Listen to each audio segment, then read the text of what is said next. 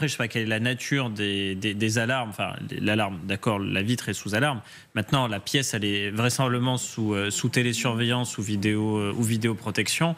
Et après, je sais pas quelle est la nature des dispositifs.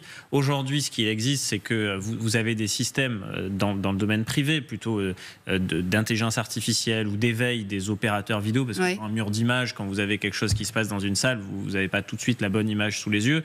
Parfois, il faut que ce soit un logiciel qui vous ramène la bonne image. Je ne sais pas dans quelle mesure le Louvre est équipé de ça. Dans le secteur du luxe, de la bijouterie, de la joaillerie, c'est beaucoup plus répandu.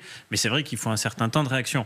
Là où on peut davantage s'interroger que finalement sur la minute entre le bris de la fenêtre, c'est plutôt sur cet engin avec ce bras élévateur qui vient se garer à proximité alors qu'il n'a rien à faire là, avec des individus qui mettent une tenue gilet jaune de chantier, etc., qui mettent des plots. Enfin, là, il y a une anomalie.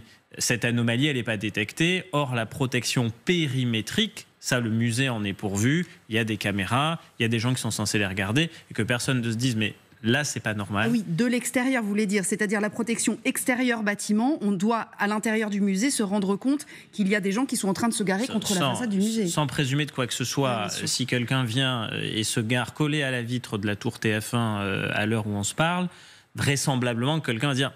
Ça, c'est pas normal. Ça veut dire qu'on peut imaginer qu'il y ait eu des complicités à l'intérieur du musée? Non, ça veut plutôt dire que ceux qui étaient en charge de regarder les images à ce moment-là n'ont pas perçu l'anomalie qui consistait à venir à proximité immédiate d'une fenêtre qui en plus, au sein de cette fenêtre est la fenêtre d'une pièce au sein de laquelle se trouvent ces bijoux de grande valeur, et que le fait de se garer aurait dû alerter immédiatement les opérateurs de télésurveillance ou vidéoprotection.